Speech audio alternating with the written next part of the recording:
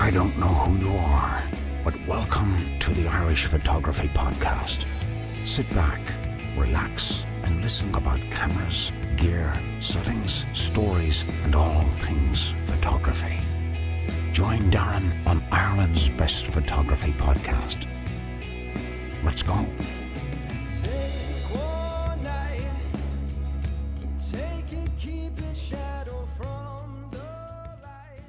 And you're very welcome to episode 132 of the Irish Photography Podcast. My name is Darren, I'm your host this evening, and I'm joined by somebody whose work I've admired for a very, very long time, and I'm really, really excited to have a chat this evening. So, without further ado, welcome to the Irish Photography Podcast, Mark Denney. How are you getting on, buddy?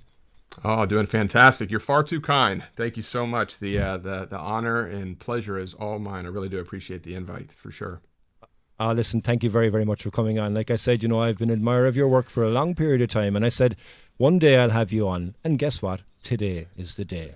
So I'm delighted to have you coming on, because I know you're very, very busy as well. Even though everything's on lockdown, I know you're preparing for a lot of things that are coming up. So we'll talk about that, I imagine, as the conversation will go on. But, like I say, thanks for coming on. And in case anybody doesn't know who you are, can you give our listeners a quick overview? Who is Mark Denney?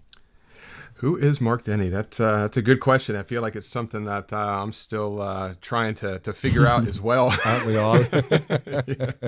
I still feel so new to all of this. So much of this has really transpired for me in just the last couple of years. But I guess the high level overview is I'm a full-time landscape and outdoor photographer based out of beautiful North Carolina. Like I mentioned, I'm new to a lot of this. I think I'm now entering my third year as a full-time landscape photographer. It's been quite a journey, but I have really enjoyed every moment of it. I used to think that, like when you're growing up, I always used to hear things like, do something you love to do and you'll never work a day in your life. And I always thought that was so odd. I was like, oh, that's a pipe dream. That's something you read in fairy tales. And nobody really says that. In the last 2 years, I've actually been able to live that. And it's just been like one of those pinch me, wake me up kind of scenarios. It's been really has been a dream come true the last couple of years, doing something that I love to do and to make a career out of it. It's been exciting. Yeah, phenomenal, and I suppose, I know from the things and watching you on YouTube and the different insights that you would give, in the past, you spent a lot of time in the corporate world. I think it was 2016 as you were when you started photography. So was it photography? Was it a release from the real world from you? Was there a passion there from when you were a kid, or what was it? That's a great question. I kind of was in and out of photography in different aspects throughout my entire life. And I think my first real kind of exposure to photography, no pun intended, was through my grandmother. She actually worked at Kmart, which is just a convenience store in the U.S., and she worked in the camera and jewelry department. I remember I'd go visit her during the summertime, and I'd go visit her at her work, and I was just fascinated by the cameras. I didn't care about taking photos. I just thought the cameras were kind of cool. Mm-hmm. And I'm kind of a techie, nerdy guy. I love just kind of technology of things. And that's kind of really where I moved in and out of photography for quite a while, was just kind of buying cameras, not so much for the photos, just for the technology of it. And of course, I would take some photos at the same time. But it really wasn't until 2016-ish that I really started to kind of find a real enjoyment with outdoor photography. I think when I had my kids, when they were younger, when I bought my first real DSLR. I think it was a Canon Rebel T. I'm not sure which one it is. I still actually have it somewhere. But then that was when I started taking photos of them. But as far as outdoor photography is concerned, I'd say 2016 is when I started to pay more attention to that. And was it kind of getting out in the outdoors, or was it trying to capture the photography? I mean, were you hiking before you had a camera? Were you getting out before you had a camera? Or was it the camera that kind of pushed you to say, I want to get out more? When I was younger, I did a lot of I shouldn't say a lot. I did a fair amount of camping and backpacking and hiking with no cameras at all. Okay. And then around 2015, 2016, I started to kind of go out, and not so much hiking per se, but more just kind of walks. And it was more or less just to kind of clear my mind. That was kind of a stressful time, 2015, 16 in the corporate world, and there was just a lot going on for me personally. And I remember kind of basically go out and take a walk, kind of clear your head. And that's what I found myself doing a lot. You know, you get a little bit of anxiety and you're like, all right, I'm just going to go take a walk. And thankfully, I live right in front of a kind of real nice local woodland area. And it's got walking trails. So I used to spend a ton of time just wandering around, clearing my mind with no plans of taking a photo for anything. And then as that progressed, I ended up getting a camera and kind of started to take a little bit more photos, and then just kind of snowballed into what it is now. And when you're out in the woods and when you got the camera with you, I mean, one thing I love about that is, number one, you're out in the middle of the open, and most of the time anyway, particularly here in Ireland, when I'm out somewhere is kind of rural or rustic, there is no cell phone signal, so nobody can disturb me. So then I started to have the camera with me, and I'm thinking, okay, look at this is nice. Oh, look at this is nice. Now the beauty of having the camera is that you can capture those moments, so you can then effectively relive those moments when you get back to base, I imagine, after that, yeah? Absolutely. That's what it's all about for me, is it's not so much the actual photograph, it's just the experience of the things that led up to that photograph. Because I'm sure you can look at some of your some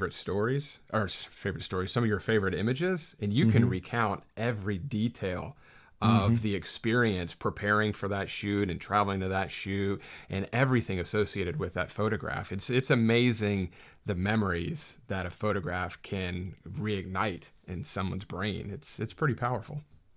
You know, they say, was it a picture tells 1,000 words or something along those lines anyway, but it is actually very, very true, because, like, number one, you can look at the image, you can almost feel the temperature that it was there. If it was windy, you can feel the wind. If it's warm, you can feel the heat. If there's a smell there, you can get the smell coming back as well. And what I love not only about the photograph, but also, and we'll touch on it in a moment as well, about the video, because when you've got a video, even from my own point of view, with my own YouTube channel, I didn't start it to become famous or anything like that. I started it just purely as a joke with my friends, but then I got thinking, and when I'm saying, you know what, when I'm dead and gone, my kids will be able to watch my videos and know where I was when I was gone, before they woke up or before they went to bed. I wasn't home because I was still out taking photographs. So they could kind of relive it vicariously through me.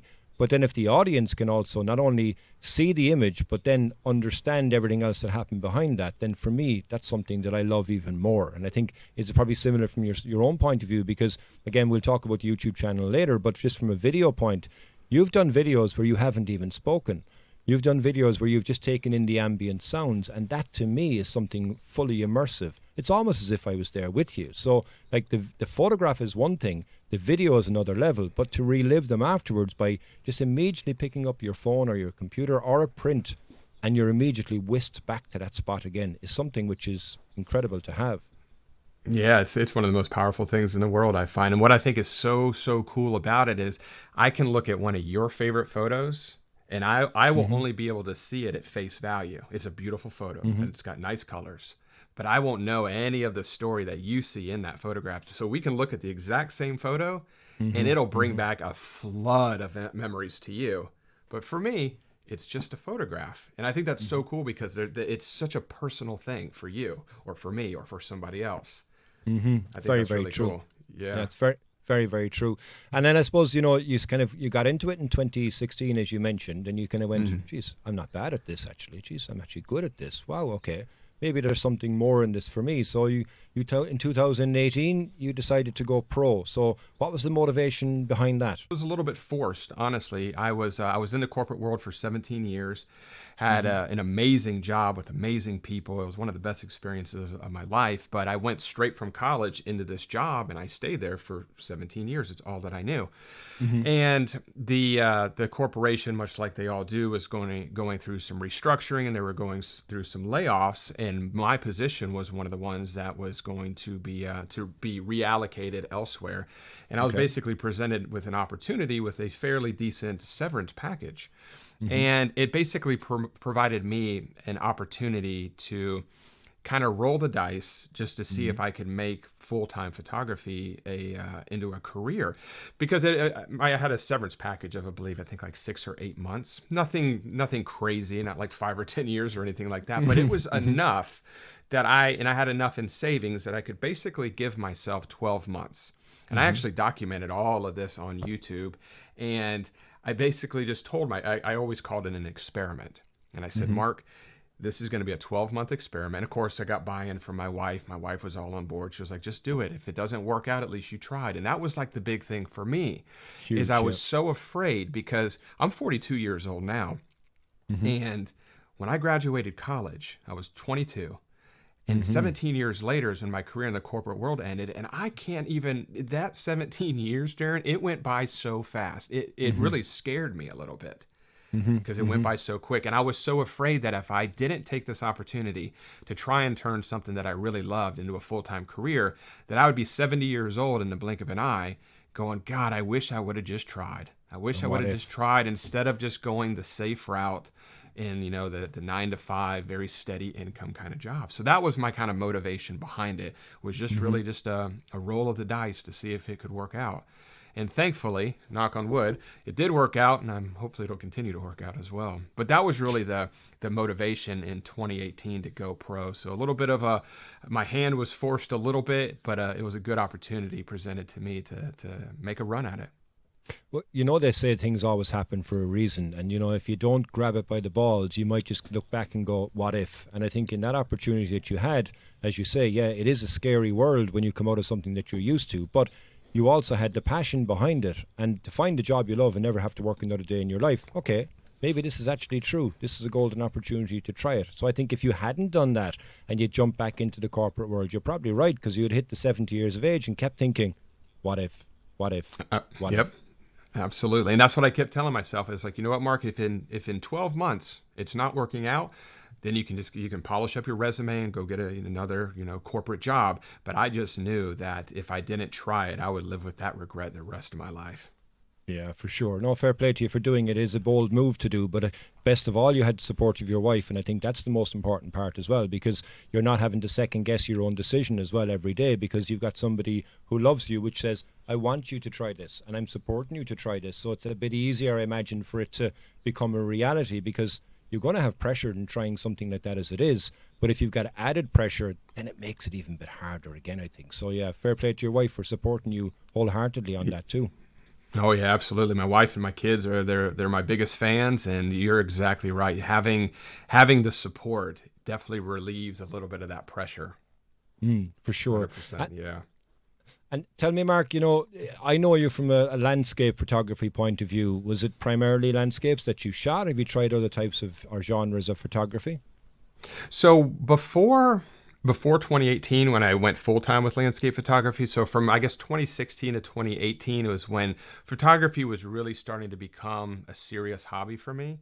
And I started to try, and I think it's a natural progression for a lot of hobbyists, is to try and figure out a way to make a little bit of money. And my goal, much like a lot of people's goal then is, or in that scenario, is to be able to pay for your gear with kind of like side jobs. So I ended up doing some portrait sessions. I ended up doing events photography, but I think I was okay at event photography, but I was not very good at portrait photography. I'm an anxious guy, and I'm a little bit nervous sometimes. And having to pose strangers, that was just something that was so out of left field for me. And I remember I would get a portrait gig, you know, paying a couple $100s or something like that, and I should be excited, right? I was sweating bullets for like the hours or the days leading up to this session. I would just be like a nervous wreck. I'm online trying to figure out how to become a better portrait photographer. But I did it because that's kind of, you know, what you have to do in the beginning a little bit, is you just kind of take on any kind of job that you can find. But that was really when I started to test the waters to see if I could even make any money at all. But I made very little money doing portrait photography, mainly because I don't think I was very good at it. But I didn't enjoy it. So I only did it for about a year before I said, okay, this is not working. This is causing me too much mental anguish. So I had to abort mission and go to something else. Well, it's very interesting you say that, right? Because I always kind of pigeonhole myself into that I'm a landscape photographer. I'm a one-trick pony. I don't do anything else. And any of my friends are having any events, and I've said this a number of times in the podcast, you know, they go, oh, Darren, you're the photographer. You can take the photos. I'm straight away going, that ain't happening, because a landscape stays still for me. People don't. And I always find that if I'm trying to wrestle around with it, I could never do a wedding. I could never do somebody's professional photography. You know, Because I think exactly that. The pressure would be too much for me. I'm thinking, I get one shot at this. What if I mess this up? I'm not going to get another opportunity to get these shots again. And it's something that I don't enjoy, because exactly that. I would be very similar to you. I'd be thinking a week out, okay, this time next week I'm going to be doing this. Okay, hang on a second. Do I know what I'm doing? 3 days out, oh geez, okay, what if I better go off and research this? And before you realize it, you've built yourself up so much that when it comes to the day or the moment, you're actually now second guessing yourself, and you're expecting yourself to fail. And if you expect yourself to fail, you'll get what you expect. Whereas if Absolutely, you say, you're gonna fail. yeah, exactly. So for me, I fully understand that 100%, because I couldn't do that. Landscape is for me. I'm like I said, similar to you as well. Actually, landscape is my release from the world. It's my opportunity to get out, and I can relax, and that's what I associate my camera with. But to be able to do something from a inverted commas professional portraiture, I think it would turn it into a job, and I know I wouldn't enjoy that. So yeah, I can completely get you in relation to from that point of view. Yeah, I did not enjoy it at all, and I don't get any offers now to do any type of wedding photography. I think I'm known now as strictly landscapes, but a few years ago I got quite a few offers to do weddings, and I turned them all down. Yeah, there's not enough money in the world to get me to do it. That pressure is unimaginable to me, and I give all my hats off to the wedding photographers out there, because I can't think of a more stressful thing to do with a camera. Maybe hanging off a cliff over a volcano or something like that would be equal stress, but photographing somebody's wedding, my God, that's a lot. That's a lot. Not for me. And I suppose, where you're based, you alluded to earlier on, you're from North Carolina. So you've got mountains there, you've got valleys, and you've got the coast as well on your doorstep. So you are surrounded by beauty. Tell me a bit more about the area that surrounds you. What sort of photography can you get up to there from a landscape point of view? So I live almost smack dab in the center of North Carolina, right in between Charlotte and Raleigh, which are the two biggest cities in North Carolina. So I'm about 2 hours from the coast and about 3 hours from the mountains. So it's perfect for a landscape photographer. I think it's one of the best states on the East Coast for landscape photography. There's not a ton of East Coast states that have both mountains and coastal area that's in relatively close proximity to one another. So I spend way more time in the mountains of North Carolina than I do along the coast, mainly because I spent, prior to moving to North Carolina, I spent 10 or 11 years in South Florida. So I didn't photograph a lot back then, but I was around the coast constantly, so it kind of lost a little bit of its luster to me. But mountains, which is something that's so foreign in the state of Florida, I became completely infatuated with mountains when I moved to North Carolina. And then when I discovered photography, I started to venture around the Blue Ridge Mountains much more. And then I discovered that North Carolina is one of the states that has the most waterfalls in the nation. Wow. And they're everywhere. And there's so many of them that are undiscovered that nobody knows about. And it's a big area to explore, but it's absolutely fantastic. I mean, you can literally just get in your car and just wander around the Blue Ridge Mountains for months, if not years, and just find new stuff everywhere. So there's a lot of great opportunities and a lot of great seasonality here. Living in Florida for so many years, there's no seasons. It's just hot, and the trees don't change. Palm trees don't change in the autumn or anything like that. So living in North Carolina, where you have a true spring and a true fall and a true winter and a true summer, is a real treat for me, and I absolutely love it. Just to see the change of the environment every 3 or 4 months is pretty exciting. And do you have a favorite spot locally that you keep going back to? I would say it's not super local. It is in the Blue Ridge Mountains, but there's areas in the northeast of or northwest of Asheville. So I guess between the Great Smoky Mountains and the Blue Ridge Mountains, there's areas around there that are just absolutely fantastic just to kind of chase waterfalls. But I love going there in the spring and the fall and just, I always find the certain little hot spots to go to, certain waterfalls that I want to revisit. But the most fun that I have is just exploring new areas and just kind of trying to find something that's not quite as photographed as some of the other more popular waterfalls in North Carolina, because there's so many waterfalls here that are extremely popular. You could go there on any given day and there's just hundreds of people there, but there's also a lot of them that I've been to before and I've never seen another soul there ever. And those are always special. That's absolutely. That's interesting. And actually, coming from that, I have two questions for you, because I noticed that when I go to the States, if I'm ever taking photos in the States, that the popular areas are popular for a reason, because they're like the bucket shot, the honey pot shot, and such like that. And you end up with a lot of other people taking very, very, very similar photographs. But on the flip side to that, if you find a little gem that nobody else has seen, and as you say, you can explore it yourself, then you can create your own composition, as opposed to being influenced by others that you may have seen online in the past about a certain location. So, like, is there areas that you won't go to locally for that reason, that there's so many photographs of it before now, that you say, you know what, I'm done with that, I don't want to do that photo again? I'm not really influenced too much by if a photograph is taken by thousands of other people. What would change the frequency that I would visit an area is if I've already got my own version of that composition or of that location, and I think the conditions were absolutely perfect, and I don't see the conditions getting any better than what I captured. That would be when I wouldn't revisit it. But like you just mentioned, these are iconic locations that are absolutely just mobbed with people all the time. They're so popular because they're absolutely incredible. They're insane. They're gorgeous spots. So a lot of those, like Mesa Arch, I mean, that's one of the most photographed things in the world. But when I was out there in Moab a couple years ago, I went there to get my shot of Mesa Arch, even though it looks a lot like everybody else's, but I didn't have my own. So, I mean, if there's a beautiful location, even no matter how iconic it is, if it's something that you want to go after, I would definitely encourage everybody to go after that shot. But if I capture an image that I don't think I can best, then I probably won't go back to that location again. Or seasons change my thought track on that too, because there's a couple waterfalls in North Carolina that I've got absolutely gorgeous fall photos of.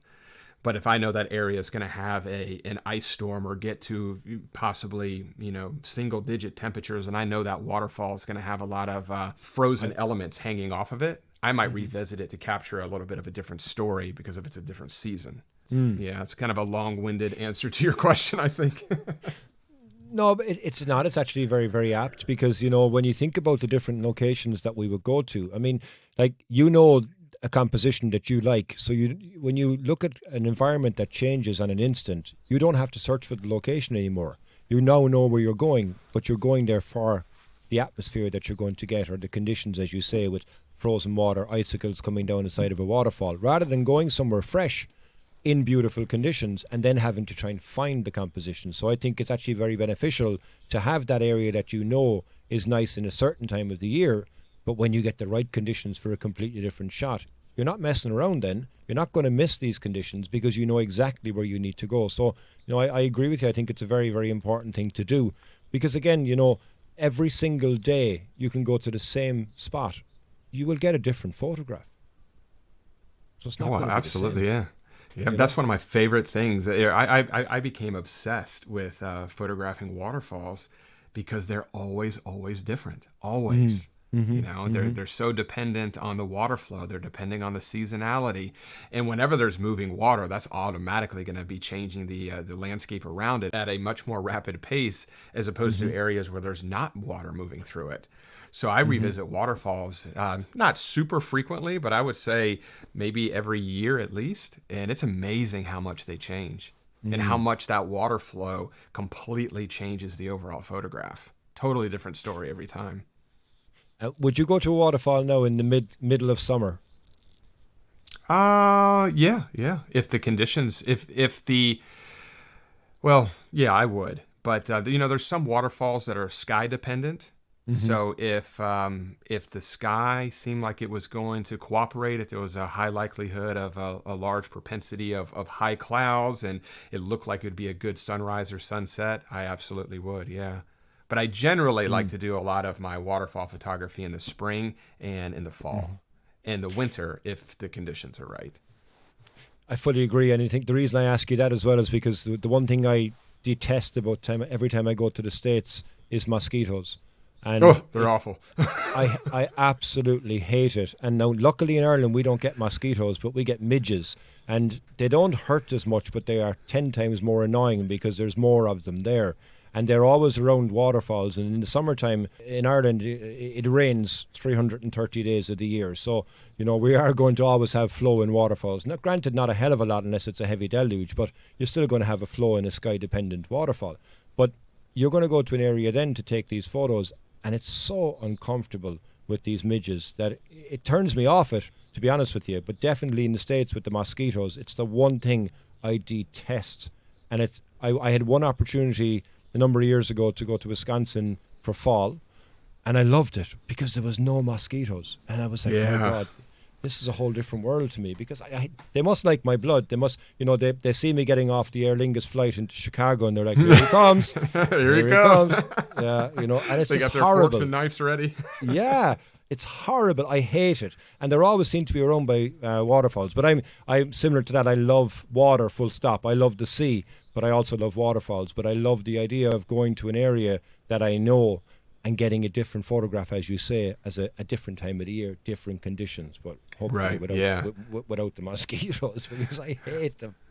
Yeah, it definitely can put a damper on the overall enjoyment when you're constantly, slapping mosquitoes away from your face. But like as far as getting the different versions of a similar composition or different versions of a location, my ultimate goal a lot of times is to get a composition for each season. So if you've got this beautiful waterfall, if you've got that waterfall in 4 different versions, summer, spring, fall, and winter, I think that would be an absolutely gorgeous photo set. And it's something I'm working on a few of my favorite waterfall shots, is to create those 4 set picture stories, basically, to kind of tell an annual story of a particular waterfall. I think that's really cool. Yeah, great idea.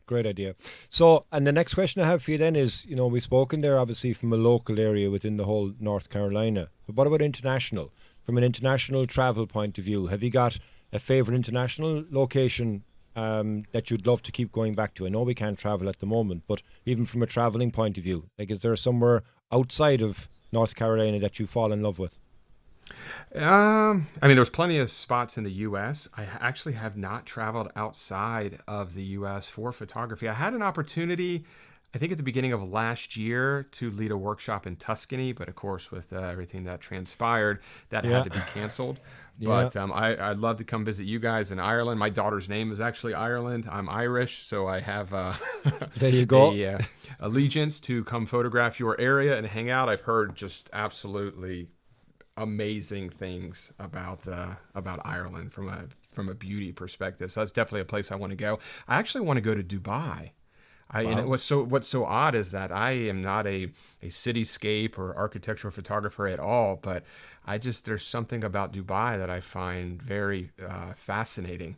I see. I'm sure you see a lot of the photographs from the tops of these buildings with the fog moving in and out, and I just think it's just so otherworldly, and it's something that's such a fast departure from what I do. It just kind of intrigues me a little bit. But I would love to go to both of those spots. I'll get there one day.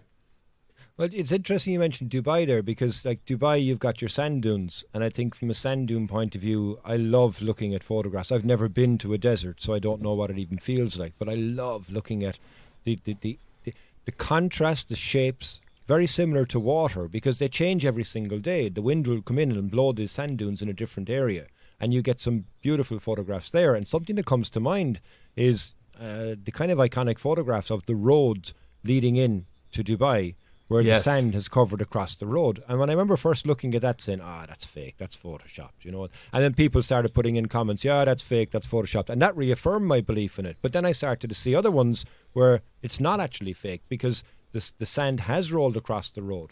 And I think that's something which is intriguing to me as well. Is that something like, I know the fog you mentioned, and I love that idea of it too, even from a nightscape point of view, with the lights coming up and everything else around the actual cloud. But like the sand dunes and the whole road being eroded by the sand, is that something that interests you in that area too? Oh, absolutely. That entire region is just, I could definitely spend a couple weeks just photographing everything from the cityscapes to the sand dunes, just to general architecture around that area. I just think it's a beautiful area, and it's something that's kind of outside of my wheelhouse, something that I'm not very comfortable with. And I just think it'd be a great thing to explore. I also want to photograph Bali as well. Even before I was into photography, my wife always wanted to go to Bali. She's a yoga instructor, so she's always wanted to go over there as well. And over the last few years, I've been thinking about getting there for photography as well, and so she can go in and see it for herself. But yeah, that's a place that I would love to photograph as well. Amazing waterfalls. Yeah, amazing places as well, and warm. So, that's the nice thing about it. Yeah, yeah. And mosquitoes. I know, yeah, I know. And you alluded to it there a second ago, and it's something I wanted to ask you also, I suppose, is about Ireland, because, you said, okay, you haven't had international travel from a photography point of view, and you'd love to come to Ireland. I would challenge you that if you did come to Ireland, you would fall in love with the seascape again, because we have an area on the west coast of Ireland called, now it's very aptly named, it was a masterstroke by the marketing team in Tourism Ireland to call it the Wild Atlantic Way, because it's a way around Ireland along the Atlantic. And the beauty that we have for such a small island is just incredible. I mean, we have some of the highest cliffs in Europe. We have, some ridiculously rugged coastlines where the road, you would go, hang on a second, this is a two-way road. I'd barely fit one car along this road. But no, guess what? It's two-way. And we get the Atlantic front coming in all year round. Granted, in the summer it's not as ferocious, but you get a nice storm there. You can get waves that come up over these cliffs, and it's absolutely mesmerizing, number one, to look at, but to photograph. I mean, I'm lucky because I'm living here, but I can't travel to anywhere outside 5 kilometers for nearly the last, I don't know how long, seems like 20 years at this stage with this whole lockdown business, and for such a small island. But I would say that if you ever do get the opportunity, come to Ireland, of course, I'll welcome you and I'll show you some areas around, but I can nearly guarantee you that you will fall in love more so again, because I've watched some of the videos you've made in the past when you went to the Oregon coast, and you love that whole area with the stacks and such like that.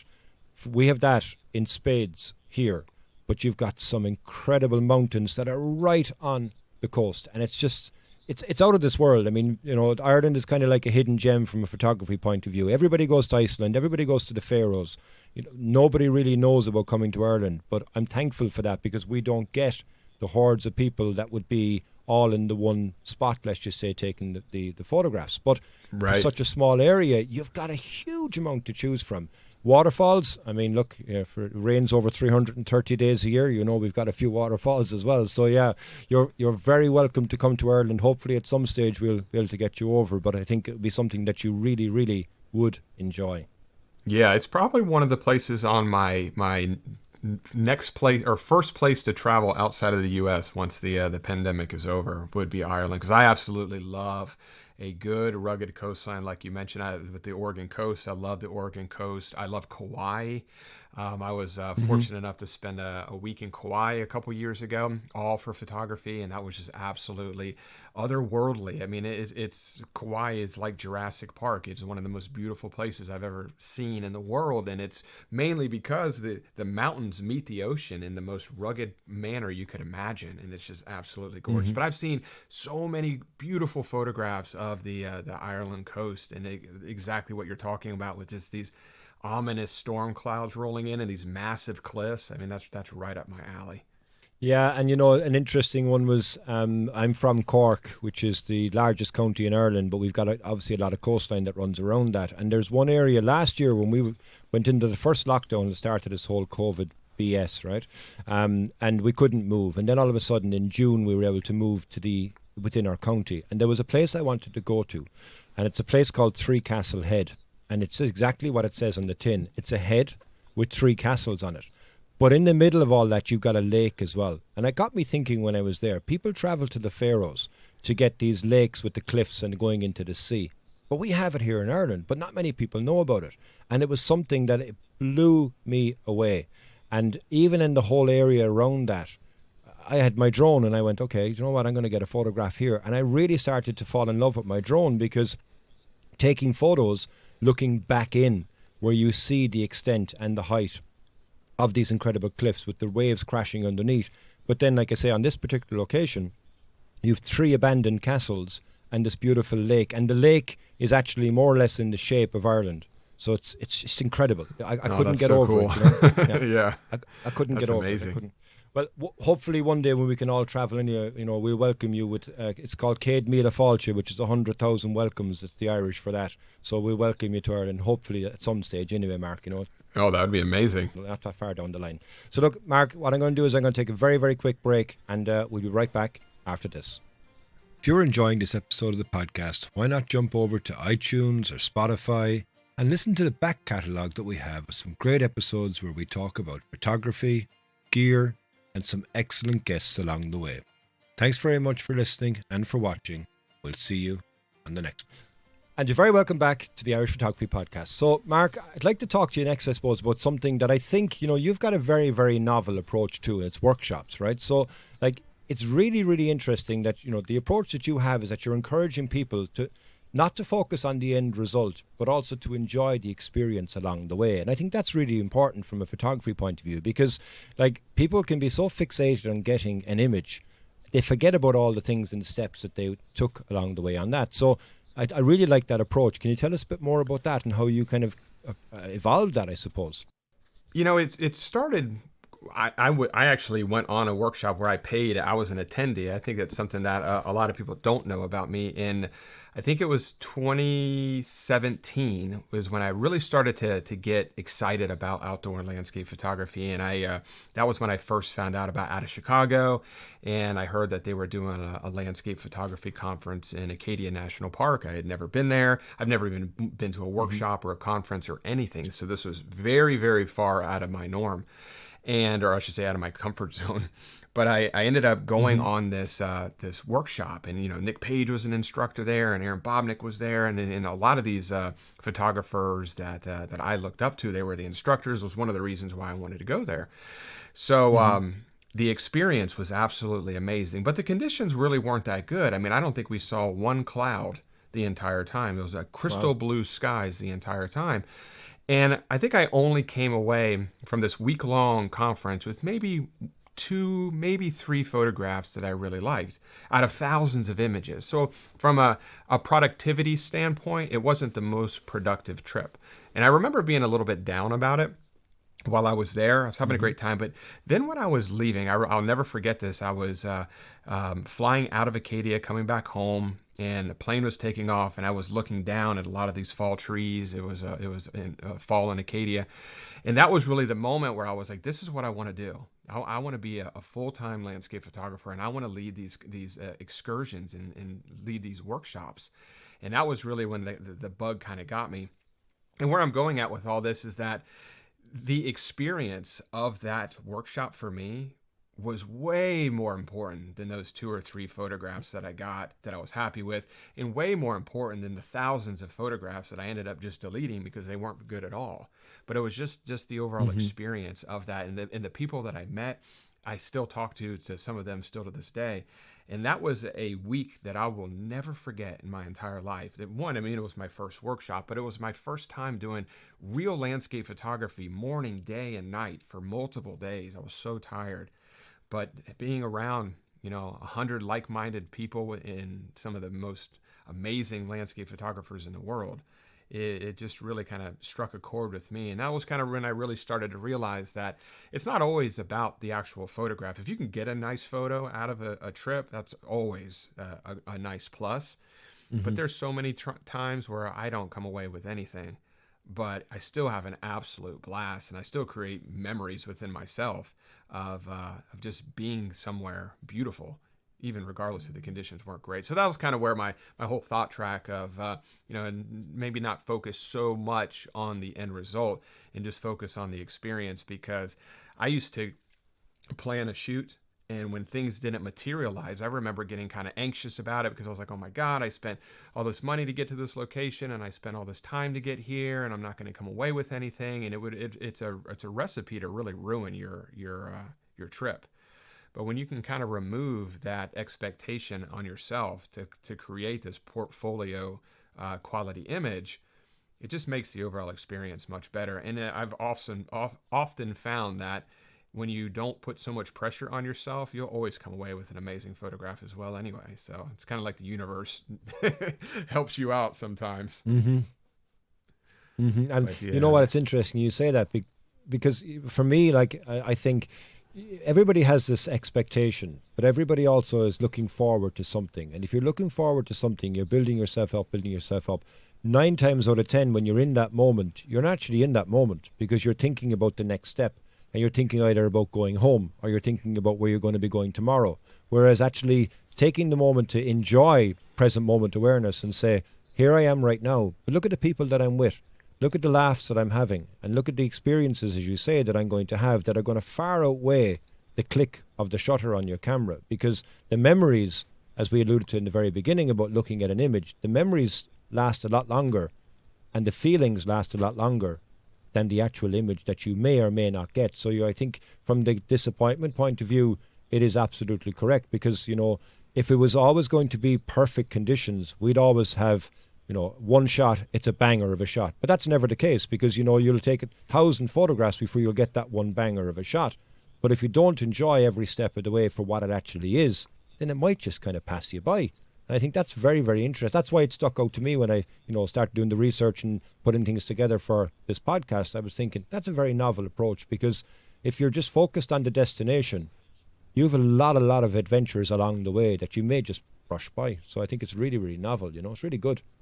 Yeah, it has definitely served me well, and I'm always talking about it every time I have one-to-one sessions with people, and when we talk about just the mindset of outdoor photography. I always end up kind of harping on that, of trying to alleviate the internal pressures that we all put on ourselves to constantly produce and constantly get better at something. When you can just kind of push that to the side and just enjoy what you're doing, the little things. It just it just creates a much more healthy mental environment, I find. At least for me, it does.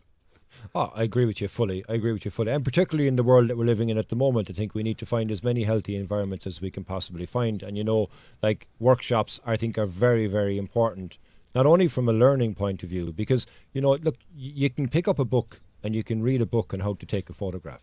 But when you're in the field, the light isn't exactly the same as what it was in the book. So unless you've somebody that's next to you, that you can even be a steer and saying, what settings are you on here? Tell me a bit more about that. That gives you the setup. And then you can also say, what do you think of this? Oh, that's really nice, but have you considered moving to the left a bit? Oh, I haven't actually. Because if you haven't got that as somebody next to you, you might come back, and there's nothing worse than coming back and looking in the camera and going, damn it, I should have gone 5 inches to the left. I should have moved. Yeah. You know what I mean? Yeah, that's the worst. I should have been a little bit lower. I should have been a little bit higher. I should have used a different lens. All those things that you cannot correct once you've left. Exactly. And how has your photography workshops now evolved over the last year? Obviously, with the whole pandemic, have you adapted those to the digital world? So 2020 was supposed to be the year that I was going to start doing my own workshops. Up until then, I only have done workshops with out of Chicago. I was at the out of Oregon conference, I believe that was the end of 2019, but I did teach at the out of Acadia at the end of 2020, which was absolutely fantastic. But I'm in the works now for planning for workshops for 2022. God, these years are going by so fast, it's hard to keep up with them. But I plan on doing quite a few more workshops. And I'm going to still kind of do workshops, the larger group workshops, kind of the landscape photography conferences. I'm speaking at the Out of Chicago Live event, which I believe is this April. And I'm also speaking at the Outsiders Conference in Kanab, Utah, which is also in April. So I'm definitely looking forward to those. But a lot of these things, these are kind of new opportunities for me that are just starting to bubble up, because like I mentioned when we first got on the call together, a lot of this feels so new to me. So I'm definitely figuring it out as I go along. I talk to a lot of photographers who've been running workshops for like 17, 20 years, and here I am. I've taught it, a handful of them, but it's definitely something that I really enjoy doing. Helping someone or seeing the look on someone's face when they are able to capture an image that has just blown them away is absolutely priceless. That's the best feeling in the world. Fully agree. And you've alluded to there, I suppose, is the Out of Chicago events. So like you were a guest speaker in person in the past, and now you're going to be working, as you say, in April on that. So like you've worked with a number of other photographers over the years there. Like what made you decide to do this, and how did you find the experience? So The experience has been fantastic, and I actually found out of Chicago when I was an attendee in 2017 at the Acadia event that I mentioned. So that was how I first discovered out of Chicago. But I was not instructing; I was an attendee, a participant there, and that was when I, at the end of that event, I set a kind of a mental note to myself. I was like, this is what I want to do. And I remember thinking to myself, one day I'm going to teach at one of these events. And sure enough, a couple of years later was when I taught at my first one, and that was the out of Oregon, which was such a surreal experience for me. I actually, I remember kind of preparing for that event, and it was just such a, I guess it was just a real surreal moment to actually be on the other side now as an instructor as opposed to an attendee. But that was my first exposure with Chris Smith and the guys over at out of Chicago. But I think they put on an absolutely fantastic conference. They do multiple ones each year, and it was definitely a great opportunity for me and continues to be. So I'm definitely very grateful to them for that. And, is there anybody or any particular person that you've worked with on these conferences that stands out to you to this day that, you're still friends with and that you enjoyed so much?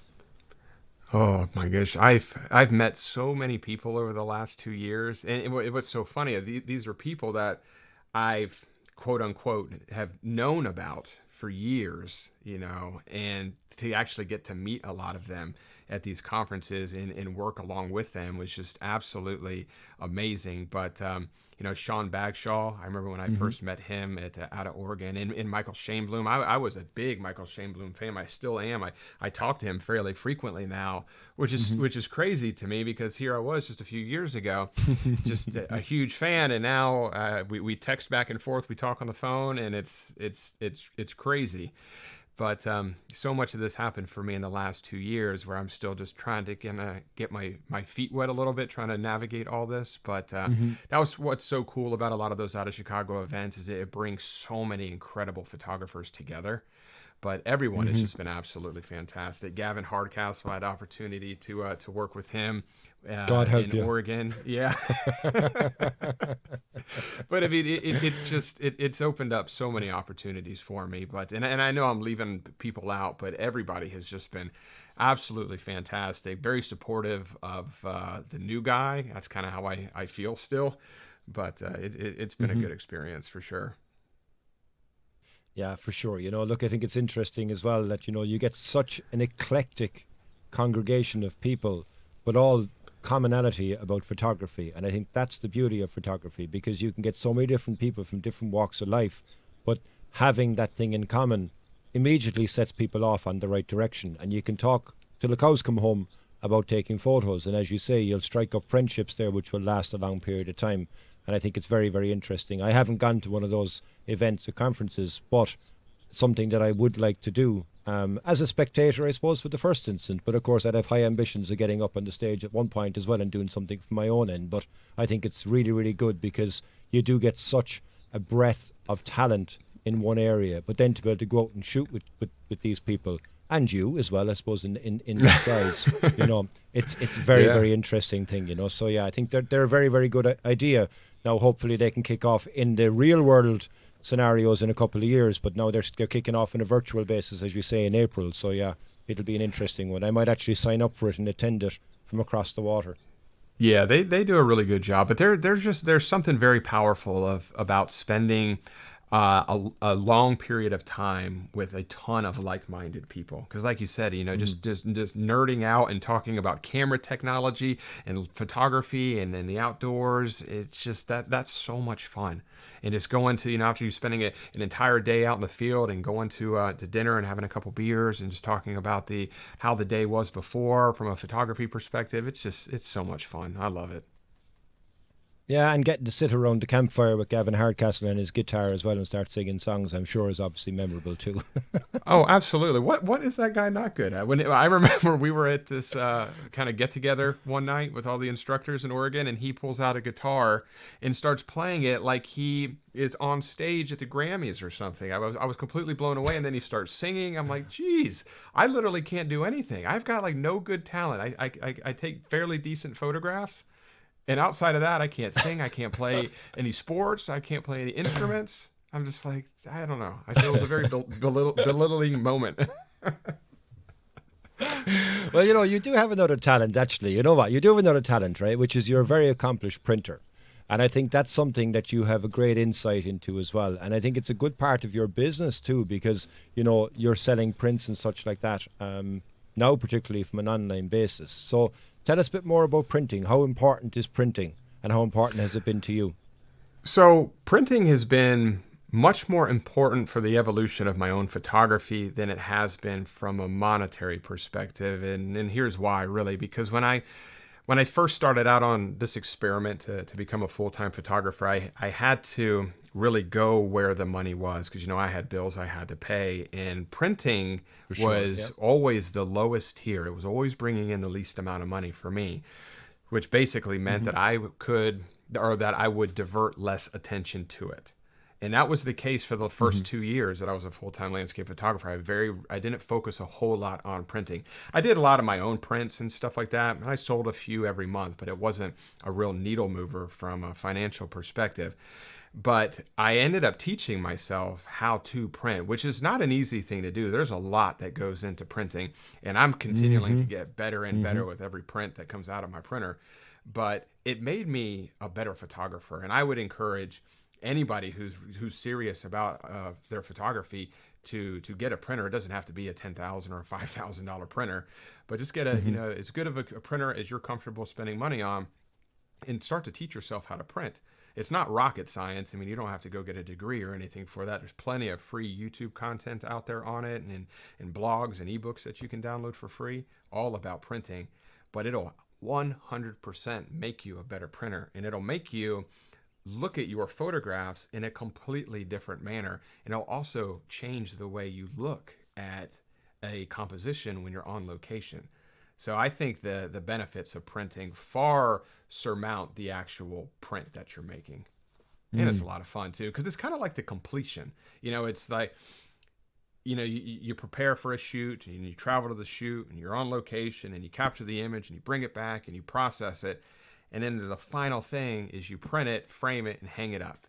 And that's kind of like the start to finish. And that's when your image is fully complete. Now you can always edit it and reprint a different version.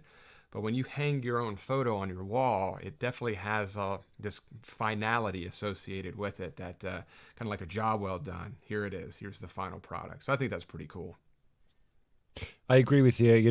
From my own point of view, I've dabbed in it and I got scared by it because every photograph that I printed either came out too dark or I used shed load of ink because I wouldn't have used my printer that often, so it has to go through in a cycle, clean all that, and I was like, Jesus, my God, this is just costing me an absolute fortune. But the ones that I did get right, that I have got hanging up, I walk past them, and exactly as we said at the very beginning, that image that I'm now seeing, I'm instantly brought back to that situation, and I can feel that. But even at that, I haven't sold that many images because I never really put them out there to be sold. But people have contacted me and said, can I buy that image? And I'm like, yeah, okay, yeah, sure, no problem. But I still get messages from people that image resonates with them. And I don't know what resonates about it. I know what resonates with me. But there's something about that image that resonates with them. So when you have your own images that are being sold on and somebody's buying that image, there is a part of that which is unique to that person because they're looking at that image in a different way than you've taken it, but it also resonates. And I think that's a really, really important part, as you say. Most times you go off, you plan, you take the photograph, you come back, you edit it, you look at it on the screen, it stops there. But it shouldn't, right? Because putting it on paper, it makes it come to life even more. And I think that's the highest compliment that anybody can tell you is if a piece of your work resonates with them and it makes them feel something. Oh, it doesn't get any better than that, because I think that's the ultimate goal with photography is it helps you yourself feel something when you look at your own images, but when you can transfer that feeling to somebody else and your photograph can make them feel something, that's very powerful. Absolutely. Yeah, because especially when there's no written words, there's no spoken words, it's just a photograph. And if that can make somebody feel something, that's perfect. That's everything. Yeah. Not the easiest thing to do. It's great. But it's great when it happens. No, of course not.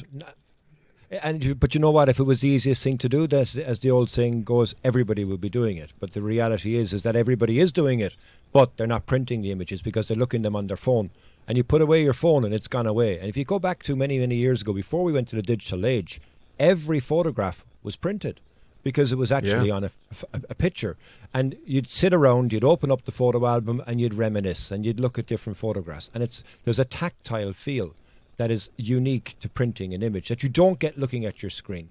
And also, what I found is that when I'm looking on my screen, I'm pixel peeping and I'm like, oh, hang on, I don't like that, I don't like this. But when you, but when you print it, all that becomes irrelevant because the image is still very, very sharp. And I'm at one point, again, I've mentioned this before on the podcast a long, long time ago, and I mentioned it again, is I was in one evening and I was agonizing over this image. And I was looking, I was like, oh, damn it, man, it's not as sharp as I wanted it to be. And my wife came in and she goes, what's wrong? And I went, look at the rock, it's not as sharp. And she went, hang on a second, how far zoomed in are you? And I went, I'm not that far. She goes, zoom out. And I zoomed out and I couldn't even see the rock because I was so fixated at it. So when you're printing an image, you know, the minute details become incidental. It's the ambience and the feeling and totality that the image will give you, which is the most important part. And that's, I think, the unique aspect of printing an image. Yeah, because like, when's the last time you looked at a print hanging on the wall with your eye a millimeter from the paper? Never. Yeah. You know, we don't look at art like that. You're always standing a couple feet away. But what else is so interesting is that when you're looking at a print, you are much more likely to spend more time looking at that single photograph than you are on your phone or a computer. Because when you're looking at something on your phone or a computer, you are one swipe away from another photograph. But when you're looking at a print, that's it. You know, there's more than likely not more prints down the line. I mean, unless you're in an art gallery or some sorts, but you're more likely to spend more time really taking in that actual print as opposed to if you're just kind of scrolling through Instagram. Absolutely, and great advice there as well, Mark. You know, I think it's very interesting. You know, still at this day when people are looking in an Instagram world, it's exactly as you say. It's the next swipe away, and it's forgotten. It's out of it. But when you print it and look at it, even from a photography book, you know, I mean, I've had Adam Gibbs and Thomas Heaton on the podcast to talk about their books because I have bought their books and I look at their books on a regular basis because when you're sitting down, you can actually immerse yourself in the image and get lost in the image, where if it's on a screen, it's gone. It's gone just as quick as it came in. And that's one thing I love about books and photography books, and I've got lots of them because I'll sit down with a cup of tea or a cup of coffee or a beer and I'll just immerse myself in that journey of images. And I'm finding I'm looking at each image a lot longer than I would if I was looking at it on the screen. So yeah, that's fantastic advice. Yeah, you're not speed flipping through the book one after another. You're actually consuming the actual prints. Yeah, it's pretty interesting the power of a printed photograph versus the digital age that we're all accustomed to.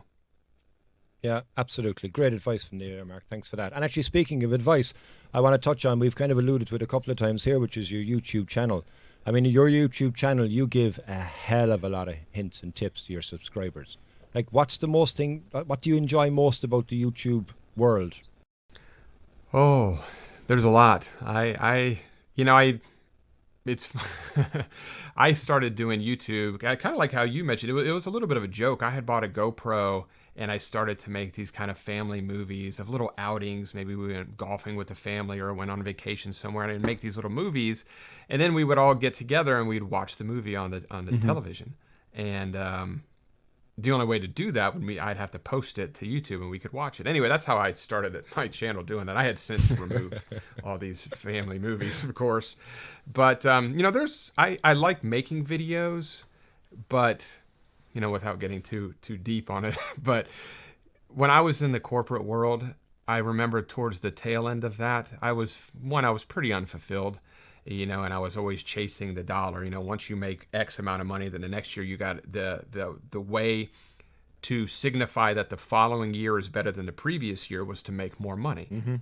And the way to make the following year better than the previous year again would be to make more money. So everything was based off of always making more money. And it was just got to a point to where it was very unfulfilling for myself. And I remember thinking to myself, is anybody going to remember me when I die?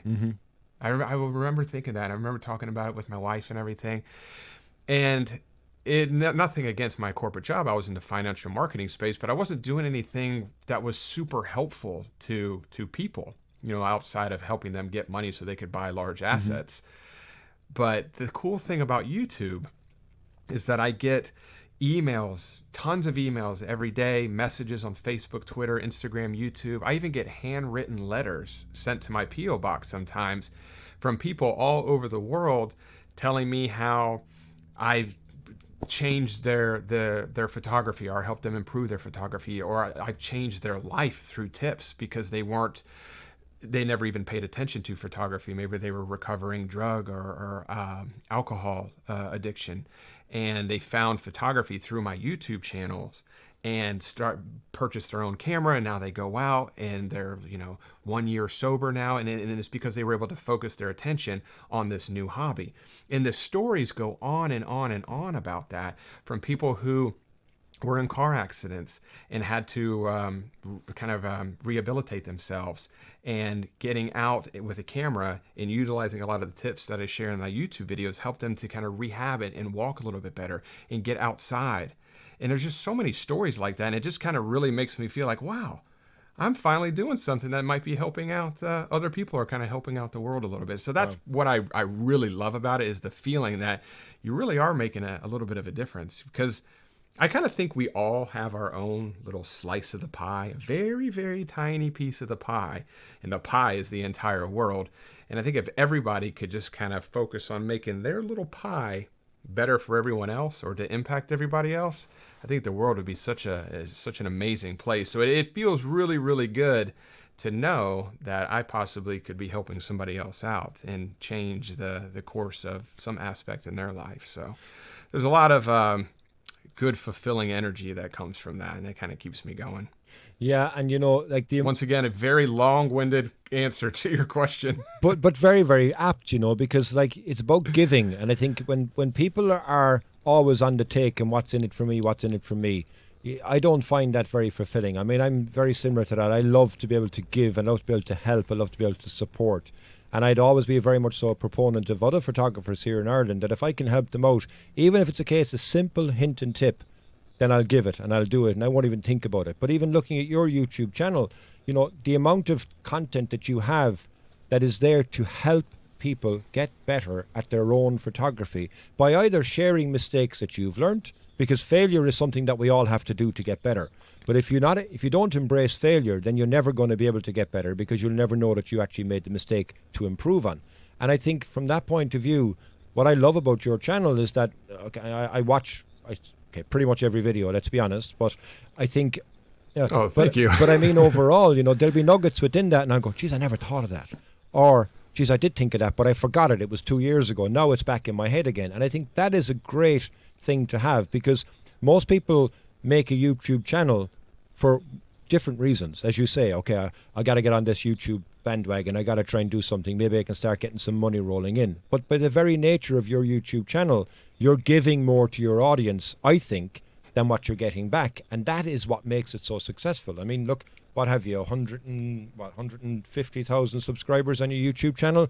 That's incredible, Mark. And I think it is absolutely a testament to what you just mentioned there a second ago about helping people find and fall in love all over again, many times over, with photography. And that's the beauty of photography. So I love your channel, and well done for what you've done it so far.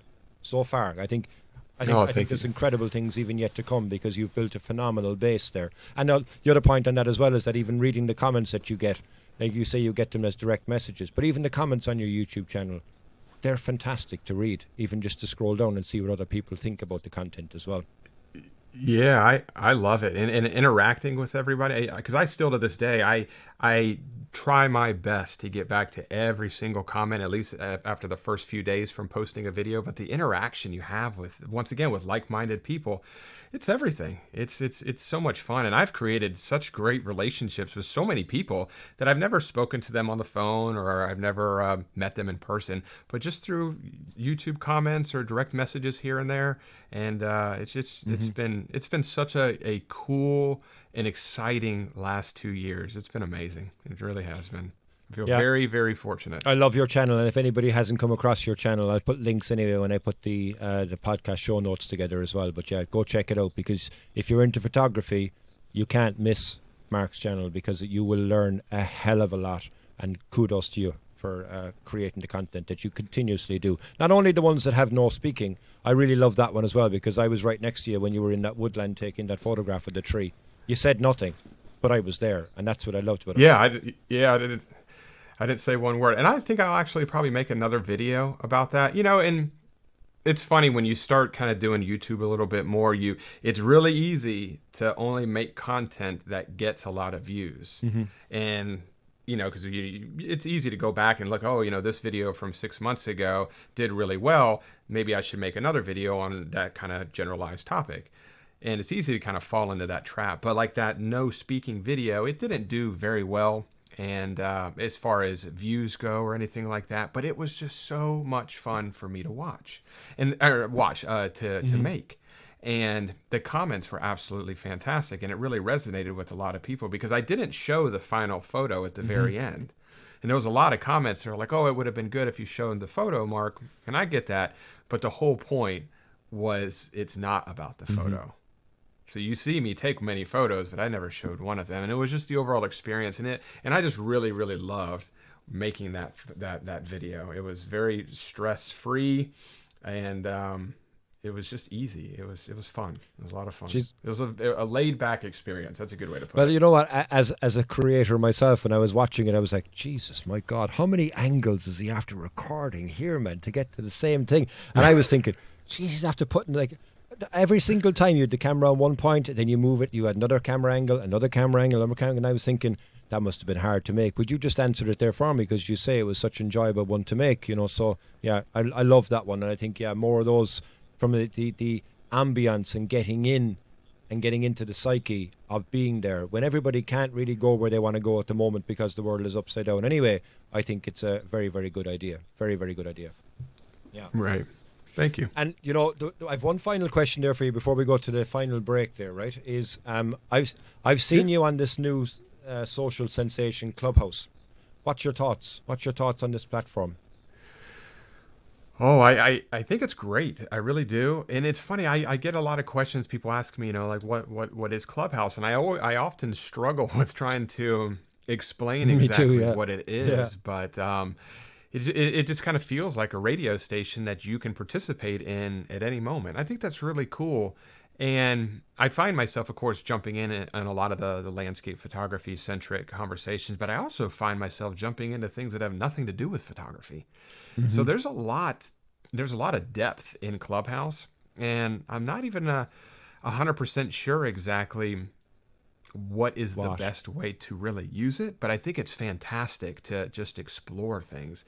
It's a lot of fun, though, and I think it's something that's fairly unique. I've heard rumblings that there's been other things that were similar to it in the past that didn't work out. I'm not super familiar with what that is, but I have enjoyed the last few weeks of using Clubhouse. It's fun. I'm always trying to learn new things or expand my knowledge in certain areas, and just be able to pick up your phone and jump in on a conversation with an absolute expert in a particular field is pretty cool. And then to be able to ask a question directly to them. I mean, what a beautiful technology age we live in, right? Absolutely. It's wild. It's actually interesting you say that you struggle trying to explain it to people, because I have actually very similar to that. People have asked me what's this Clubhouse, and I'm like, it's like a live podcast, but there's lots of people on the podcast, and also people are talking about either the same subject or a different subject, and you can come up on stage and like, what do you mean you can come up on stage? Is there an actual stage? No, there's not a stage, but you can put your hand up and then you can ask a question, you can interact with the conversation. And it's very difficult to explain, but I do think there's a huge amount in it from a learning point of view, just to be able to listen to people, how they're interacting together. Like you mentioned there about Michael Chainbloom. I've seen Michael Chainbloom on it a number of times, and I know Michael as well, and I talk to him on a regular basis. But you can even see there when somebody's up talking and sharing their own experiences. It's not rehearsed. It's purely off the cuff. And it is really interesting to actually listen, like a fly on the wall, because you don't need to participate. You can sit there and you can listen in all this. It's like you say, like a radio station, put on your headphones, and you can hear these iconic people that ordinarily may not ever be in the same room together, but here they are now in the same room, and they're having a very, very interesting and in-depth conversation about a subject that they like, that you like, or as you said a moment ago, a subject you never even thought about before. But now all of a sudden you're listening to it. I think it has huge potential because it's effectively like these conferences, like out of Chicago as an example, that people can go and listen into and have people shoot the shit together, take the piss out of each other, but more importantly, have fun and have a very, very interesting conversation. I think it's something that, could either sprout legs and go fantastic, which I hope it does, or it could fall flat in its face. Who knows? But I mean, it's still, I think it started last August or something like that. I came across it in January, and it was interesting because... Yeah, me too. And it was interesting for me. What blew me away is that I said, I'll start a room there for the laugh. I said, I'll call it, beer with photography. The rule is that you have to have a beer and we'll talk about anything about photography. And all of a sudden there was people coming up and asking questions, but they were also saying, Darren, love the podcast. I'm like, Jesus, I never even knew who you were or you listened to the podcast. And I'm like, and it kind of blew me away in that way because it kind of shows the reach that you have unbeknownst to yourself. And the audience is worldwide. That's so cool, Yeah, it's an interesting one. Yeah, that's such a good feeling. Yeah, it definitely has a real raw, organic feel to it. Like you mentioned, nothing scripted. It just feels like you're just it's like you just called somebody on the phone. Yeah. But I love listening in. I'm such an introvert at heart, so I love just kind of like sneaking into a room and just kind of sitting in the attendees and just kind of listening in. And it's great because you throw on some headphones and you can kind of do whatever else you need to do in the house or wherever you are, and kind of listen in, and you learn a lot. And it's great to get different people's perspective on certain things and see what's kind of going on in their lives. It's cool. I've really enjoyed it so far. But it will be interesting to see what it looks like in a few months because there's been so many social platforms over the years that were super popular in the beginning, and you never hear about them shortly after that. But I'm hoping that Clubhouse will stick around for a while because it's pretty unique, I think. It is, and before I go to the final break there, I just want one anecdote on it was that, if you are subscribed to somebody and then they're in the conversation, you get a notification on your phone. And I was sitting down one evening and I had a spare moment and I saw Michael Chamberlain was talking with Nigel Danson. And I went, oh, geez, I didn't know the two of those each other. Okay, let's see what they're talking about. So I went into the room, but Michael had set up the room to teach Nigel how to use Clubhouse, but it set the room as public. And all of a sudden went, who are all these people? What's going on here? And all of a sudden you get five people, 10 people, 20 people, 50 people. There was nearly 100 people inside in the room in an instant because everybody got a notification that follows them. And then the conversation just flowed. So it was nothing scripted. It was only the two of them showing each other how to use Clubhouse. So the two novices effectively had a room and the conversation was excellent. So that's what I love about it, Oh, that's amazing. I haven't heard that before. But that's so cool, though. That's a great testament of just how just raw and just fluid it all is. Yeah, it is. Yeah, nothing scripted. Yeah, that's cool. I like that story. So look, Mark, we're going to take a very, very quick break there for the final part. I've got 3 questions that I ask every guest, so I'm going to ask you exactly the same questions. And the first one I'll give you a hint is, what's your funny photography story? So we'll be right back to hear Mark's story after this. If you're enjoying this episode of the podcast, why not jump over to iTunes or Spotify and listen to the back catalogue that we have of some great episodes where we talk about photography, gear, and some excellent guests along the way. Thanks very much for listening and for watching. We'll see you on the next one. And you're very welcome back to the final part of the Irish Photography Podcast. So, Mark, like alluded to there before the break, I've got 3 questions that I ask every guest, and I'm going to ask you exactly the same 3 questions. And we'll start with, what's your funny photography story? Everybody has one, but what is yours, Mark Denney?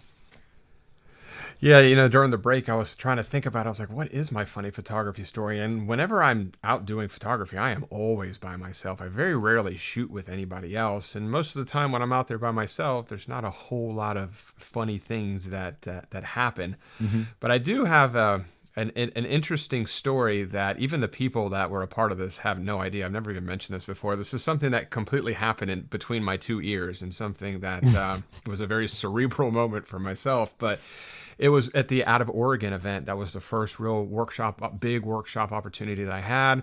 It was a big opportunity for me, so naturally I was pretty nervous. Mm-hmm.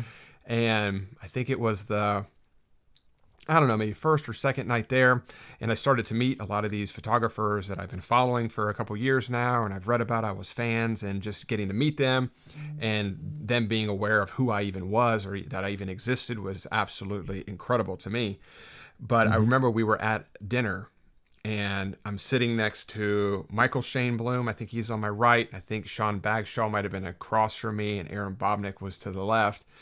And I'm just sitting here thinking to myself, I could not believe what was transpiring at that moment. I was like, I cannot believe, one, that I even spoke to these people, but now they're literally sitting across from me. And I remember having a conversation with Michael Chamberlain. I couldn't even keep up with what he was talking about because I was just sitting here thinking to myself, oh my God, I can't believe this guy's even talking to me right now. This is absolutely incredible. And they were amazing, absolutely amazing. But the whole time I'm in my head, you know, whenever you talk to yourself in your head, and I'm probably making myself sound like a nut here, but no, I do it too. Sometimes you have a hard time focusing on what other people are saying. And I remember having a conversation with these people. I think Nick was there too. And I remember talking to these various people and not even being able to keep up with the conversation because all I was thinking was like, don't make an ass of yourself, Mark. Don't be a fool here. Do not embarrass yourself here. Just hang tough. You're gonna make it through this. I was so nervous. But what was so funny to me, and so other people might not find this funny, but they had no idea. Everyone was just kind of carrying on with their dinner like everything was normal. But between my own ears, it was just a factory of anxiety and nervousness the entire time. It was crazy. But that was a real cool moment for me because it was, you know, I don't want to say like you made it kind of a type of a moment, but it was a real kind of, it felt good that it was kind of like, almost like a pat on the back a little bit. Yeah, exactly. A little bit of validation that I was teaching at one of the conferences that I said I was going to try and teach at a couple years ago, and that came to fruition. And to be able to, you know, break bread with a lot of the photographers that I've always looked up to and I still look up to this day was a very kind of awestruck, awe-inspiring moment for myself. But it was a pretty funny experience that nobody else shared except me, myself, and I in that moment. But yeah, that was my funny photography story that no one's ever heard of before. Well, thank you very much for the exclusive. I actually thought what you were going to say there is that you were so much in your head, didn't somebody ask you a question? You went, "You're awesome." I love you so much. Yeah, exactly. Yeah. You're talking to me, huh? But yeah. And every time I would answer a question or I'd have a conversation, I would finish what I was saying, and then I would immediately analyze what I was saying. I was like, oh my God, was I talking too fast? What am I sweating? I feel like I'm sweating everywhere. Did he notice I was sweating? Oh my God. And it never stopped. My mind was, I don't even think I ate. I think I was so nervous. I ordered food and I just kind of moved the food around on my plate to make it, to create the illusion that I was actually eating, but I was just a nervous wreck. More nervous than your wedding day. Yeah, exactly. That's exactly what it felt like. But they were amazing, and I don't think they knew that I was dying inside of anxiety. But it was pretty funny. Brilliant. No, it's brilliant. And you know what? It kind of goes back to, like I said, when we first started out today, you know, that, you know, everybody, at the end of the day, we're all the same. You know, I mean, I think everybody that's sitting down at a table at one stage will have had exactly the same thoughts, guaranteed, that you've had. And they will still have those thoughts as well at another stage when somebody else is there that they look up to. So it just shows that you're passionate in relation to it. And you probably hit it well too. So yeah, moving the food around the plate, I think, was a good idea. You know, but about 4 hours later, then you're going, why am I so hungry, man? Everybody else is out. Oh, it's because I didn't eat any food. Okay, yeah. Yeah, I think I actually ordered a pizza when the party was there over. you go. I went back to my room that night because I was hungry. There you go. Brilliant. And I suppose the next question then is something we have here, you know, which is a staple diet of the Irish Photography Podcast, and it's a 3-letter word. It's GAS, and it means gear acquisition syndrome. And I think everybody who is a photographer has some bit of GAS within them, and some suffer more, and there's many reasons for the justification of GAS. But the one thing within that is it all boils down to is gear. So what gear do you shoot with? I think did you shoot with Sony before, but you're not with Sony anymore, or am I incorrect on that? No, you're correct. I shot with Sony for, I think, 3 years, and then last year I switched over to Fuji. And right now I film all my videos and with the Fuji X-T4. Okay. Brilliant. And I shoot my stills on the Fuji X-T3. And the two lenses, I only own two lenses for it. I own the 55-200 and the 8-16, which is an absolutely brilliant ultra wide angle lens that I've never used. I've never used an ultra wide before until this lens, but a brilliant lens, and I've really enjoyed using the Fuji system. But yeah, that is what I've been using for probably maybe the last 8 or 9 months now. And you're loving it? I love it. I really do. I think Fuji's absolutely, I mean, Sony's amazing too, of course. I mean, we all know that. But there's definitely something about the Fuji video files that I really, really, really like. They just, it's got a good balance of image sharpness, but it still has a little bit of soul in it. It doesn't look too sharp. I like to compare it to like that of a vinyl record. You know, when you listen to like an MP3, the music sounds a little bit sharp, a little tingy. But when you listen to a vinyl record, it kind of has a little bit more soul to it. I feel like the Fuji kind of video files are a little bit like that. They're extremely sharp, but they're not crunchy sharp. They don't have like a digital sharpness to it. So it just kind of feels like it's got a little bit more soul to it. But I love Fuji video files. And of course, the stills are fantastic. And I'm sure you've heard this 1,000 times. It's just a lot of fun to use. And I feel like a Fuji fanboy when I talk about that, but it's a lot of fun to use. I heard about it for years, and I didn't really understand it until I spent 3 or 4 months using Fuji only, and until I really started to realize that there really is something to the ergonomics and the way you navigate the functions throughout the Fuji system. So yeah, I am absolutely very happy with the switch to Fuji. A couple of observations, I suppose, if I may, on that is that it's a much more tactile feel using Fuji, because nothing is really, well, not nothing, but majority of the controls are buttons, are dials, not buttons. So you have more tactile feel in relation to that. But also, like if you look at the different types of cameras, Canon have a very kind of a blue tone or cast to the coloring of images, let's just say. Nikon is more of a kind of a yellowy kind of a tone. But I find looking at Fuji images, it's very much so an earth tone. So like the color rendition is very earthy. Is that your opinion of it, or is it just mine, I think? No, I think that's accurate. I think Fuji to me seems to have kind of a green tint a little bit to it, maybe in the shadow areas. But yeah, I mean, I think earthy is a good way to describe it. But what I really love about it is the main functions that I need are not buried in menus. So, and that was kind of one of my gripes with Sony sometimes, is I felt like I spent a lot of time in the menus. And I know there's ways to customize every camera, but I really like how everything with Fuji, very rarely do I ever have to jump inside of a menu. Everything's is right there. There's a dial for it. But yeah, now I do miss Sony lenses a little bit. I think their G mount or their G-Master. G series, G Masters is just absolutely incredible. I used to have the 16-35 and the 100-400, and those are probably two of the best lenses I've ever used in my life. Nice, yeah. But the Fuji lenses I have right now are absolutely fantastic too. But it's a lot of fun. I definitely don't have any gripes about it at all. And what do you sit your camera on? What tripod do you use?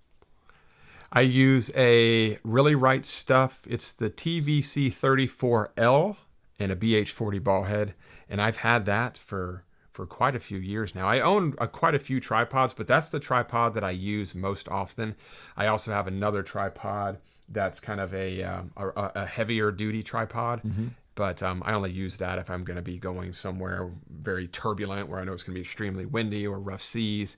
But for the most part, I bring my Really Right Stuff everywhere. And do you use filters? Yes, I use Nissi filters, but really just a circular polarizer. Okay. I have all of them. I've got the soft, hard, medium edge grad filters, all the solid ND filters, but I very rarely use them. It's really just a circular polarizer. But I shoot a lot of waterfalls, so a polarizer is absolutely critical for me. It's almost always on the end of my lens.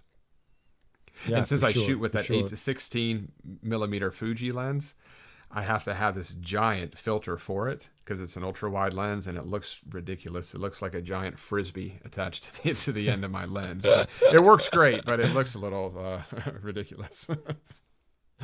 And the final question then is, what do you put it all into? What bag do you have?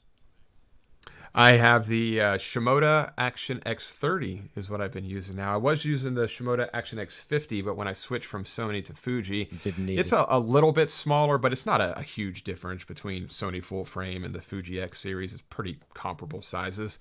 Little bit smaller, but I was able to scale down to the 30-liter pack, which has been absolutely fantastic. I'm always trying to bring as little gear as possible. I don't have the best back in the world, so carrying something that's very small and light is of the utmost importance to me. But yeah, I've been using all Shimoda stuff for probably the last 2 years now, and really big fan of it. Yeah, they're nice bags. They're nice bags. They're nice bags, to be fair, you know. And I mean, they what I like about them is the back entry, so it's much easier. Lay it down, bang, everything is in there. But also you've got the area on the top as well that you can put other items within too as well, so clothing and such like that. So yeah, they're right. And the roll top as well seems interesting too. I don't have one, but I've looked at them and I thought, you know what, that could be a very interesting bag to have. So yeah, good choice. And I suppose the fact that you've downsized the bag as well. Like the G Master lenses are bigger lenses, but the Fuji lenses from size and weight are a lot smaller too. So you probably didn't need as much space to be able to fit as much in. Yeah, that's where you really save space and weight is with the lenses, because the X series bodies and the Sony A7R 3 and 4s, they're about the same size of the bodies, but the lenses are substantially different. A full frame lens and a crop lens are definitely different. But yeah, that's where I was able to save weight and room is with the lenses. But I think the Action X series is probably the best camera bag lineup that I've ever used. One, they look good, and two, they just have this way of, it feels like the bag's kind of hugging you a little bit, how on your back, it just kind of molds itself to your back, because I've used a lot of bags where when you kind of turn around, you can kind of feel the bag jostling back and forth on your back. And for someone who doesn't have the best back, that kind of hurts over time if you go hiking for a few miles. But this bag is the bag that causes me the least amount of back pain, I think is probably the best way to put it. That's a winner. That's a winner, chicken dinner, as they say. Yeah.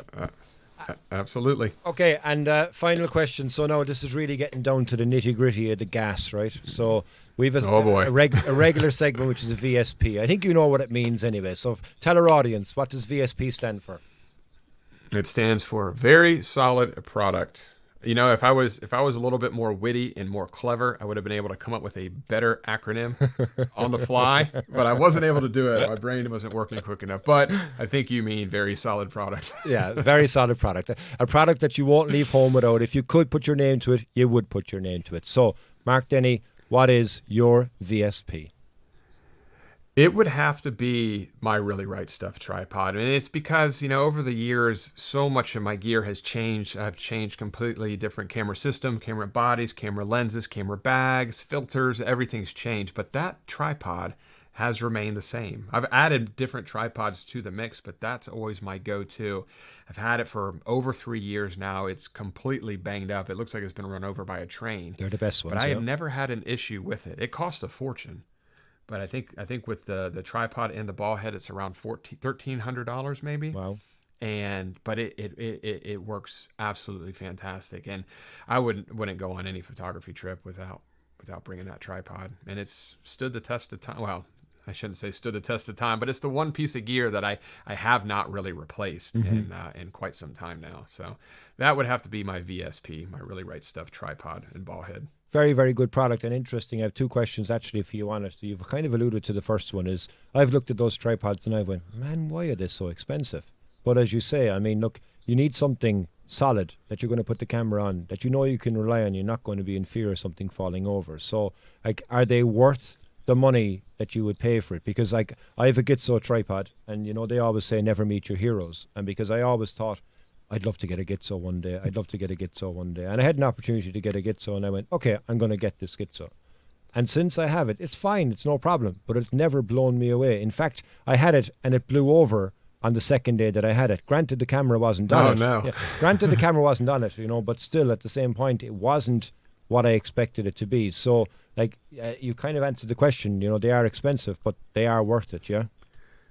Yeah, I think they are. Now, for a hobbyist, that might be a little bit different. I'm able to write off a lot of these purchases, and Sure. this is my livelihood. Yeah. So I think that for maybe someone who's just kind of a general hobbyist, it might be a little bit expensive, but the quality is absolutely there. It definitely is.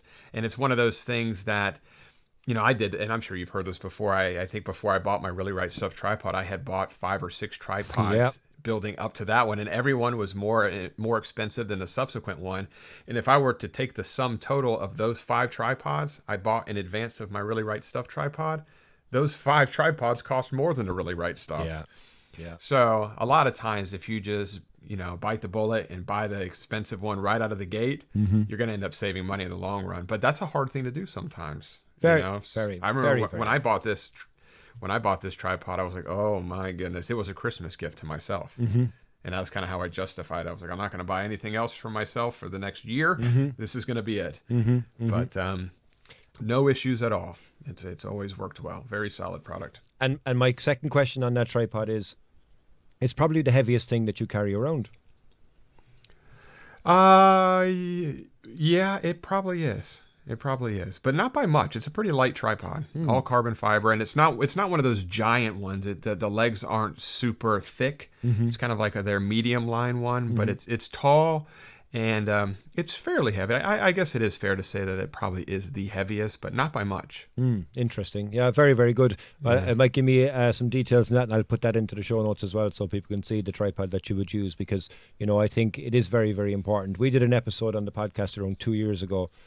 Tripod friend or foe, because it is very important to have it, but I think the most important thing about a tripod is that you only introduce it once you've locked out your own composition from a handheld point of view, then bring in the tripod. Because if you come in all guns blazing with your tripod, most times people would set the tripod up at eye level, where in actual fact that may not be necessarily the best composition. But once you do decide on what your composition is, it's vitally important that you know that you can rely on that tripod to protect your gear. Because let's face it, camera gear is not cheap, and you don't want to put thousands of euros or dollars onto a tripod that's not worth what it should do. Right. You know what I mean? Yeah, and you want to have confidence in it too. Yeah, absolutely. People can go off, when we had that one, actually, we had a bit of a joke with it, that if you have one tripod, okay, you're a hobbyist. If you have 2 tripods, you're a hobbyist that kind of likes it a bit more. If you have 3 tripods, okay, you're getting a small bit obsessed here. If you have 4 tripods, okay, right, there's a bit something wrong here. You've made the wrong decision on number 1 and number 2. And then you continue on. And as you say, you've already alluded to it, the amount of tripods that you will go through before you finally find the right tripod is incredible. So it's a tough pill to swallow at the very beginning by saying, you know what, I have to spend X amount of money more than I thought on a tripod. But in reality, if you don't do that, the large amount of money you spent on the camera and the lens, you might as well just be putting it up on something which is going to fall over, because the reality is it is going to fall over, and that's a risk that you have right. to take. Yeah, absolutely. Yeah.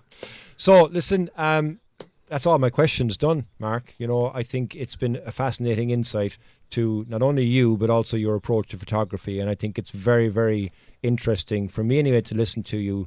And I'm looking forward, to following on with your journey, I suppose. So two final questions. Where can people find more information about you, and what's next for you? So my website is www.markdenneyphotography.com, and you can find me on YouTube under Mark Denney. Instagram and Facebook is under Mark Denney Photo, but those are the best ways to find out a little bit more about me or get in touch with me. I'm pretty easy to get a hold of most of the time. And then as far as what's next for me, I've got a couple conferences I'm working on coming up for March and April, and planning more workshops for 2022. And just going to continue making weekly YouTube videos. That's probably might be one of the things that I enjoy most. But just kind of continue, living the dream. It feels, I know we mentioned it at the beginning of the call, it feels very surreal to be able to do something finally that I love to do and make a living out of it. So I'm trying not to get too far ahead of myself, and just try and enjoy one day at a time, and just see where the journey goes, because it all feels very new to me still. But it's been a ton of fun. Yeah, like I say, I'm really looking forward to following along on the journey, so thank you very, very much for a fascinating conversation. And hopefully someday when you come to Ireland, I'll meet you, I'll greet you, and we'll bring you for a beer. And maybe we'll fit in a couple of landscape photography shoots along the way. But I think, there's an open invitation there for you to visit the Emerald Isle. So, Mark, thanks a million. And from me in Ireland to you in North Carolina, hopefully until we meet, Shlánka Fóill. Thanks so much. I really appreciate it. Hey guys, if you dig what you're hearing, why don't you jump over to iTunes, Spotify, or wherever you get your podcasts. Give us a 5-star rating and don't forget to share with your friends. With all that done, we'll see you next week. And remember, keep shooting.